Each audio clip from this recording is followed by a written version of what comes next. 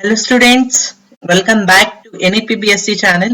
So, first BSc na second semester na first chapter Complexometric Titrimetry na start ಮಾಡಿದೆ. ಅದರಲ್ಲಿ Complexometric titrations ಅಂದ್ರೆ ಏನು, ಯಾವ ಇಂಡಿಕೇಟರ್ಸ್ ಅನ್ನ ಉಪಯೋಗಿಸ್ತಾರೆ, ಸೊ ಇಂಡಿಕೇಟರ್ಸ್ ಯಾವ ರೀತಿ ವರ್ಕ್ ಮಾಡುತ್ತೆ ಅನ್ನೋದನ್ನ ನಮ್ಗೆ ಹೇಳಿದ್ದೆ ಅಲ್ವಾ ಲಾಸ್ಟ್ ವಿಡಿಯೋ ಅಲ್ಲಿ. So in this video will discuss types of complexometric titrations or types of EDTA titrations. Okay na? So let's start. Types of complexometric titrations. There are basically 4 types of complexometric titrations: direct method, back titration, displacement titration, and indirect titration. Let us see what are those. Direct titration method. It is the simplest and most convenient method in which the standard solution of EDTA is slowly added to the metal ion solution till the end point is achieved. So normal agi the most common method. So direct method andaga, so ಯಾವುದೇ ಒಂದು metal solution ನ ತಗೊಂಡಾಗ ನಾವು ಅದಕ್ಕೆ ಏನ್ ಮಾಡ್ತೀವಿ, EDTA ನ slowly add ಮಾಡ್ಬಿಡ್ತೀವಿ. ಓಕೆನಾ? ಸೊ ಅಲ್ಲಿ ಒಂದು ಇಂಡಿಕೇಟರ್ ನ ಯೂಸ್ ಮಾಡಿದಾಗ ನಮ್ಗೆ ಎಂಡ್ ಪಾಯಿಂಟ್ ಅನ್ನೋದು ಗೊತ್ತಾಗ್ಬಿಡುತ್ತೆ. ಓಕೆನಾ? ಸೊ ಇದು ಯಾವಾಗ ಯೂಸ್ಫುಲ್ ಆಗುತ್ತೆ? For this method to be useful, the formation constant must be large and the indicator must provide a very distinct color change. So formation constant ಅನ್ನೋಂಥದ್ದು ಲಾರ್ಜ್ ಇರಬೇಕು, ಡೆಲ್ಟಾ ಎಚ್ ಎಫ್ ಏನಿರಬೇಕು, large ಇರಬೇಕು. Indicator ಯಾವ ರೀತಿ ಇರಬೇಕು, distinct colour change ಅನ್ನ ತೋರಿಸಬೇಕು. Slight ಏನೋ ಡಿಫರೆನ್ಸಸ್ ಆದ್ರೂ ಕಲರ್ ಚೇಂಜ್ ಅನ್ನ ತೋರಿಸೋ ಹಾಗೆ ಇರಬೇಕು. So we need a standardized solution of EDTA and sometimes complexing agents may be required. Standard solution of EDTA ತಗೋತೀವಿ. ಸೊ ಅದ್ರ ಜೊತೆಗೆ ಅದನ್ನ ಕಾಂಪ್ಲೆಕ್ಸಿಂಗ್ ಏಜೆಂಟ್ಸ್ ಬೇಕಾದ್ರೆ ಕೆಲವು ಟೈಮ್ ಯೂಸ್ ಮಾಡ್ತೀವಿ. So which are the elements which can be determined by direct titration method? So those are copper, manganese, calcium, barium, bromine, zinc, cadmium, silver, aluminium, so tin, ಮತ್ತೆ lead, bismuth, chromium, molybdenum, iron, cobalt, nickel and palladium. So ಇಷ್ಟೇ elements ನಾವು using direct titration method we can easily identify. Next, so direct titration ಅಂದಾಗ ಏನ್ ಮಾಡ್ತೀವಿ, just ಒಂದು metal solution ಗೆ slow ಆಗಿ EDTA add ಮಾಡ್ತಾ ಹೋಗ್ತೀವಿ in the presence of N indicator. Indicator colour change ಅನ್ನ ತೋರಿಸುತ್ತೆ, ಡಿಸ್ಟಿಂಕ್ಟ್ ಕಲರ್ ಚೇಂಜ್ ಅನ್ನ ತೋರಿಸುತ್ತೆ. ಇದರಿಂದ ಕೆಲವೊಂದು ಮೆಟೀರಿಯಲ್ಸ್, ಇಂಪಾರ್ಟೆಂಟ್ ಮೆಟಲ್ಸ್ ನ ನಾವು ಈಸಿಲಿ ಐಡೆಂಟಿಫೈ ಮಾಡಬಹುದು. ಓಕೆನಾ? This is all about direct titration method. Next, back titration method. So ಇದು ಸ್ವಲ್ಪ ಇಂಪಾರ್ಟೆಂಟ್, ಕೇಳ್ತಾ ಇರ್ತಾರೆ ಜಾಸ್ತಿ. So in this method, excess solution of standard EDTA is added to the metal solution being determined. First ಏನ್ ಮಾಡ್ತೀವಿ, ಒಂದು metal solution ಯಾವ್ದ್ರಲ್ಲಿ ನಾವು ಅಯಾನ್ಸ್ ನ ಕಂಡುಹಿಡಿಬೇಕು, ಆ ಒಂದು ಮೆಟಲ್ ಅಯಾನ್ ಸೊಲ್ಯೂಷನ್ ಅಂತ ತಗೋತೀವಿ. ಅದಕ್ಕೆ ಎಕ್ಸೆಸ್ ಆಫ್ EDTA ನ ನಾವೇನ್ ಮಾಡ್ತೀವಿ, ಆಡ್ ಮಾಡ್ತೀವಿ. What is the reason for adding excess of EDTA? So excess of EDTA add ಮಾಡಿದ್ರ ಪರ್ಪಸ್ ಏನಪ್ಪಾ ಅಂದ್ರೆ, so to complex all the metal ions present in the solution. ಓಕೆನಾ? ಸೊ ಈ excess of EDTA ಏನ್ ಉಳಿದಿರುತ್ತೆ, ಈಗ ನನ್ನ ಹತ್ರ ಸಪೋಸ್ 50 ಏನು ಜಸ್ಟ್ ಜನರಲ್ ಆಗಿ ಹೇಳ್ತಾ ಇದೀನಿ, ಒಂದು 50 ಅಯಾನ್ಸ್ ಇದೆ ಅನ್ಕೊಳ್ಳಿ, ಯಾವ್ದೊಂದು ಎಲಿಮೆಂಟ್. ಆ ಒಂದು 50 ಎಲಿಮೆಂಟ್ಸ್ ಎಕ್ಸೆಸ್ ಆಫ್ EDTA ಹಾಕಿದಾಗ ಸೊ 15 ರಿಯಾಕ್ಟ್ ಆಗೋಗಿ EDTA ಮಾತ್ರ ಉಳ್ಕೊಂಡಿರುತ್ತಲ್ವಾ. ಸೊ ಈ ಎಕ್ಸೆಸ್ ಆಫ್ EDTA ಏನು ಉಳಿದಿರುತ್ತೆ, it is back titrated with a standard solution of second metal ion. ಇನ್ನೊಂದು ಯಾವ್ದನ್ನ ಸ್ಟ್ಯಾಂಡರ್ಡೈಸ್ಡ್ ಮೆಟಲ್ ಅಯಾನ್ ಸೊಲ್ಯೂಷನ್ ತಗೊಂಡು ಅದರ ಜೊತೆಗೆ ಬ್ಯಾಕ್ ಟೈಟ್ರೇಷನ್ ಮಾಡಿದಾಗ ನಮ್ಗೆ ಏನಾಗುತ್ತೆ, ಎಷ್ಟು EDTA ಉಳ್ಕೊಂಡಿತ್ತು ಅನ್ನೋಂಥದ್ದು ನಮ್ಗಲ್ಲಿ ಗೊತ್ತಾಗುತ್ತೆ.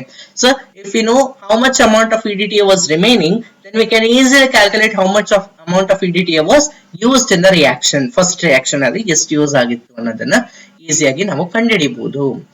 This method becomes necessary if the analyte precipitates in the absence of EDTA or reacts too slowly with the EDTA. ಇದು ಯಾವಾಗ ನೆಸೆಸರಿ ಆಗುತ್ತೆ ಅಂದ್ರೆ, ಅನಲೈಟ್ ಪ್ರೆಸಿಪಿಟೇಟ್ ಆದಾಗ, EDTA ಹಾಕಿದ ತಕ್ಷಣ PPT ಆಗ್ಬಿಟ್ರೆ, ಅಥವಾ EDTA ಜೊತೆಗೆ ರಿಯಾಕ್ಟೇ ಆಗ್ಲಿಲ್ಲ, ಅಥವಾ ತುಂಬಾ ಸ್ಲೋ ಆಗಿ ರಿಯಾಕ್ಟ್ ಇದೆ, ಅಥವಾ ಇಂಡಿಕೇಟರ್ ನೇ ಬ್ಲಾಕ್ ಮಾಡುತ್ತೆ ಅನ್ನೋ ಟೈಮ್ ಅಲ್ಲಿ ನಾವು ಈ ಮೆಥಡ್ ನ ಯೂಸ್ ಮಾಡ್ತೀವಿ. ಸೊ ಇಲ್ಲಿ ಒಂದು ಎಕ್ಸಾಂಪಲ್ ಕೊಟ್ಟಿದ್ದಾರೆ, the determination of magnesium is done by this method. ಓಕೆನಾ? ಬಿಕಾಸ್ ಮ್ಯಾಂಗನೀಸ್ ಹೈಡ್ರಾಕ್ಸೈಡ್ ಪ್ರೆಸಿಪಿಟೇಷನ್ ಆಗಲ್ಲ. ಓಕೆನಾ? ಸೊ ಅದನ್ನ ಏನ್ ಮಾಡ್ತೀವಿ, ಎಕ್ಸೆಸ್ ಆಫ್ EDTA ನ ನಾವು ಬ್ಯಾಕ್ ಟೈಟ್ರೇಟ್ ಮಾಡ್ತೀವಿ with standard zinc solution using Eriochrome black tea. ಓಕೆನಾ? So we have to take care that the standard metal ion should not displace the analyte ion. So second time ಏನ್ standard solution add ಮಾಡ್ತೀವಿ, ಅದು first complex form ಆಗಿರುವಂತ ions ನ replace ಮಾಡಬಾರ್ದು. ಆ ರೀತಿ ನಾವೇನ್ ಮಾಡ್ಬೇಕು, we have to take care. That is back titration method. Next, displacement titration method. Displacement titration method ಅಂದಾಗ as the name itself suggests, displacing the ions. ಓಕೆನಾ? ಸೊ ಡೈರೆಕ್ಟ್ ಮೆಥಡ್ ಅಪ್ಲಿಕೇಬಲ್ ಆಗ್ಲಿಲ್ಲ, ಅಥವಾ ಬ್ಯಾಕ್ ಟೈಟ್ರೇಷನ್ಸ್ ಅಪ್ಲಿಕೇಬಲ್ ಆಗ್ಲಿಲ್ಲ, ಅಥವಾ indicator ಇಲ್ಲ ನಮ್ಮ ಹತ್ರ ಅಂದಾಗ ಏನ್ ಮಾಡ್ಬೋದು, ಈ ಮೆಥಡ್ ನ ಅಪ್ಲಿಕೇಬಲ್ ಮಾಡ್ಬೋದು. ಸೊ ಇನ್ ದಿಸ್ ಮೆಥಡ್ ಏನ್ ಮಾಡ್ತೀವಿ, ಯಾವ ಮೆಟಲ್ ನ ನಾವು ಅನಲೈಸ್ ಮಾಡ್ಬೇಕು ಅಂತ ಇದೀವೋ ಅದನ್ನ ಮೆಟಲ್ ಇಡಿಟಿಯ ಕಾಂಪ್ಲೆಕ್ಸ್ ಆಗಿ ಕನ್ವರ್ಟ್ ಮಾಡ್ತೀವಿ. ಓಕೆನಾ? Then the analyte ion displaces EDTA from the metal. Analyte solution ನ ಆಡ್ ಮಾಡಿದ ತಕ್ಷಣ EDTA ಏನಾಗುತ್ತೆ, ಮೆಟಲ್ ಜೊತೆ EDTA ಕಾಂಪ್ಲೆಕ್ಸ್ ಇರೋದ್ರಿಂದ ಸೊ EDTA ನ ಡಿಸ್ಪ್ಲೇಸ್ ಮಾಡ್ಬಿಟ್ಟು ಸೊ ಏನಾಗುತ್ತೆ, ಆ ಮೆಟಲ್ಸ್ ಸೆಪರೇಟ್ ಆಗುತ್ತೆ. Then the metal is subsequently titrated with standard EDTA. Standard EDTA ನ ಟೈಟ್ರೇಟ್ ಮಾಡ್ತೀವಿ. ಸೊ ಇಲ್ಲಿ ಏನ್ ಮಾಡ್ತೀವಿ, ಒಂದು ಎಕ್ಸಾಂಪಲ್ ತಗೊಂಡಿದ್ದಾರೆ. ಸೊ ಮೆಟಲ್ ಡಿಟರ್ಮಿನೇಷನ್ ಅಲ್ಲಿ an excess of magnesium EDTA ನ ಆಡ್ ಮಾಡಿದಾಗ the metal ion displaces magnesium from magnesium EDTA solution. ಓಕೆನಾ? ಮೆಗ್ನೀಷಿಯಂ ನ ಡಿಸ್ಪ್ಲೇಸ್ ಮಾಡ್ತೀವಿ ಮೆಗ್ನೀಷಿಯಂ EDTA ಕಾಂಪ್ಲೆಕ್ಸ್ ಇಂದ. ಯಾಕೆಂದ್ರೆ metal EDTA complex is more stable than magnesium EDTA complex. ಓಕೆನಾ? then it is directly titrated with standard solution of EDTA using Eriochrome black tea. ಓಕೆನಾ? Calcium, LED, mercury ಈ method ಇಂದ ನಾವೇನ್ ಮಾಡ್ತೀವಿ, determine ಮಾಡ್ತೀವಿ. This is all about displacement titration. Next, indirect titration method. Indirect titration ಅಂದಾಗ ಕೆಲವೊಂದು ಆನಿಯಾನ್ಸ್ ಅಂದಾಗ negatively charged species ಏನಾಗುತ್ತೆ, ಕೆಲವೊಂದ್ ಸತಿ ಕ್ಯಾಟಯಾನ್ಸ್ ಜೊತೆಗೆ ಪಿಪಿಟಿ ಅನ್ನ ಫಾರ್ಮ್ ಮಾಡುತ್ತೆ. ಓಕೆನಾ? ಸೊ ಯಾವುದು ಅದು EDTA ಜೊತೆ ರಿಯಾಕ್ಟ್ ಆಗಲ್ಲ, ಬಟ್ ಪಿಪಿಟಿ ಫಾರ್ಮ್ ಮಾಡುತ್ತೆ. ಅಂತದನ್ನ ನಾವೇನ್ ಮಾಡ್ತೀವಿ, first it is precipitated with metal cation. ಯಾವ್ದನ್ನ ಒಂದು ಮೆಟಲ್ ಕ್ಯಾಟಯಾನ್ ಸೊಲ್ಯೂಷನ್ ಜೊತೆಗೆ ರಿಯಾಕ್ಟ್ ಮಾಡಿ ಪಿಪಿಟಿ ಆಗಿ ಕನ್ವರ್ಟ್ ಮಾಡ್ತೀವಿ. ಓಕೆನಾ? Then the PPT is washed and boiled with excess of disodium EDTA. Metal EDTA ಅನ್ನಲ್ಲ, ಸೊ ಇಲ್ಲಿ ಡೈಸೋಡಿಯಂ EDTA ಜೊತೆಗೆ ಏನ್ ಮಾಡಿದ್ದಾರೆ, ಬಾಯ್ಲ್ ಮಾಡ್ತಾರೆ. ಅವಾಗ ಏನಾಗುತ್ತೆ, ಮೆಟಲ್ EDTA ಕಾಂಪ್ಲೆಕ್ಸ್ ನಮ್ಗೆ ಬರುತ್ತೆ. ಅಂದ್ರೆ ಇಲ್ಲಿ ಯಾವ ಮೆಟಲ್ ಇದೆಯೋ ಆ ಮೆಟಲ್ EDTA ಕಾಂಪ್ಲೆಕ್ಸ್ ಫಾರ್ಮ್ ಆಗುತ್ತೆ. ಡೈಸೋಡಿಯಂ EDTA ಯಾಕೆ ತಗೋತೀವಿ ಅಂದ್ರೆ, ಸೊ ಡೈಸೋಡಿಯಂ EDTA ಅಲ್ಲಿ H+ ಅಯಾನ್ಸ್ ಕೂಡ ಇರುತ್ತೆ. ಓಕೆನಾ? ಈ H+ ಅಯಾನ್ಸ್ ಏನ್ ಮಾಡುತ್ತಪ್ಪ ಅಂದ್ರೆ ಡಿಸ್ಪ್ಲೇಸ್ ದ ಹೆವಿ ಮೆಟಲ್. ಓಕೆನಾ? ಹೆವಿ ಮೆಟಲ್ ನ ಡಿಸ್ಪ್ಲೇಸ್ ಮಾಡ್ಬಿಟ್ಟು and titrated with sodium ಆಲ್ಕಲೈ. So ಅವಾಗ ಬೇಸ್ ಜೊತೆಗೆ ನಾವು ಟ್ರೀಟ್ ಮಾಡಿದಾಗ ನಮ್ಗೆ ಸೊ ಏನಾಗುತ್ತೆ, ಎಷ್ಟು ಉಳ್ಕೊಂಡಿತ್ತು, ಎಷ್ಟು ಅಯಾನ್ಸ್ ಇತ್ತು ಅನ್ನೋದು ನಮ್ಗೆ ಗೊತ್ತಾಗುತ್ತೆ.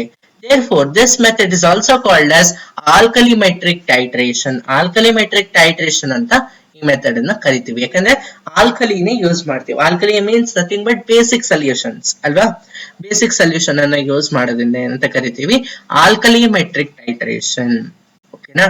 ಸೊ ಡೈರೆಕ್ಟ್ ಮೆಥಡ್ ಅಂದ್ರೆ ಡೈರೆಕ್ಟ್ ಆಗಿ ಆಡ್ ಮಾಡ್ತೀವಿ. ಬ್ಯಾಕ್ ಟೈಟ್ರೇಷನ್ ಅಂದಾಗ ಎಕ್ಸೆಸ್ ಆಫ್ EDTA ಆಡ್ ಮಾಡ್ಬಿಟ್ಟು ಎಷ್ಟು ಉಳ್ಕೊಂಡಿದೆ ಅನ್ನೋದನ್ನ ಡಿಟರ್ಮೈನ್ ಮಾಡ್ತೀವಿ. ಡಿಸ್ಪ್ಲೇಸ್ಮೆಂಟ್ ಅಂದಾಗ ಏನ್ ಮಾಡ್ತೀವಿ, ಒಂದು ಮೆಟಲ್ EDTA ಕಾಂಪ್ಲೆಕ್ಸ್ ಇಂದ ಮೆಟಲ್ ನ ಡಿಸ್ಪ್ಲೇಸ್ ಮಾಡಿ ಇನ್ನೊಂದು ಮೆಟಲ್ ನ ರಿಪ್ಲೇಸ್ ಮಾಡ್ತೀವಿ. ಮತ್ತೆ ಇಂಡೈರೆಕ್ಟ್ ಟೈಟ್ರೇಷನ್ ಅಂದಾಗ PPT ಆಗಿ ಕನ್ವರ್ಟ್ ಮಾಡಿ boiled with excess of EDTA then base solution ನ ಅದಕ್ಕೆ ಹಾಕ್ತೀವಿ. So these are the 4 types of complexometric titrations. That's it for today. If you like this video, please like, share and subscribe to my channel. Thank you.